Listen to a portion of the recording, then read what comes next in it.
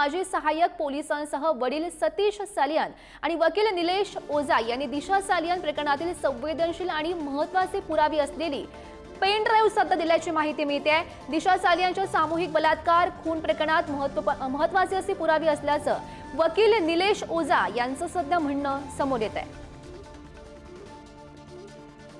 आणि या संदर्भात अधिकची माहिती जाणून घेऊयात। आमचे प्रतिनिधी निखिल सध्या आपल्या सोबत आहेत। निखिल, खरं तर या प्रकरणातली महत्त्वाची अपडेट ही म्हणावी लागेल।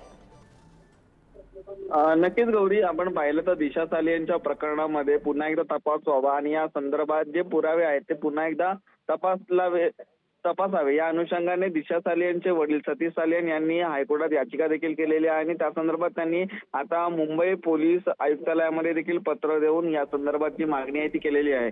परंतु या संपूर्ण प्रकरणात दिशा सालियनच्या वडील म्हणजे सतीश सालियन यांचे वकील आहेत निलेश ओझा यांनी या आधी देखील अनेक पुरावे असल्याचा दावा आहे तो केलेला होता आणि या संदर्भात आता माजी सहाय्यक पोलीस आयुक्त निपुंगे आणि घाडगे यांनी सतीश सालियन यांच्या वकिलाकडे एक पेनड्राईव्ह सुपूर्द केलेला आहे आणि या पेनड्राईव्ह मध्ये अनेक पुरावे असल्याचं देखील निलेश ओझा यांचे म्हणणे आहे।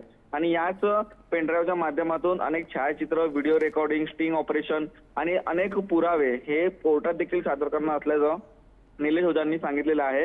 त्यामुळे आता या पेनड्राईव्ह नक्की काय प्रकरण पुढे आणतंय, पेनड्राईव्ह बॉम्ब नक्की कशा प्रकारे असणार आहे हे देखील पाहणं महत्त्वाचं ठरेल। 2 तारखेला हायकोर्टामध्ये या पेनड्राईव्हच्या माध्यमातून नेमकी काय माहिती समोर येते, काय पुरावे खरं तर समोर येतात हे बघणं महत्त्वाचं असेल।